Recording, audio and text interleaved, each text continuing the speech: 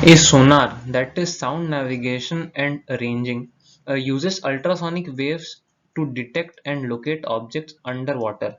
In a submarine equipped with sonar, the time delay between generating a probe wave and the reception of its echo after reflection from the enemy submarine is found to be 77 seconds. What is the distance of the enemy submarine? Speed of the sound inside water be 1450 meters per second. Given that there is 77 seconds is the total time between the generation of a probe wave and the reception of its echo after reflection. Therefore, the time taken by sound to reach the enemy submarine will be half of the total time, that is 38.5 seconds.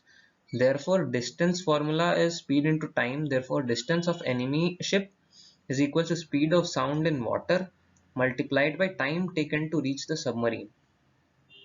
That will be 1450 into 38.5, resulting in 55.8 kilometers.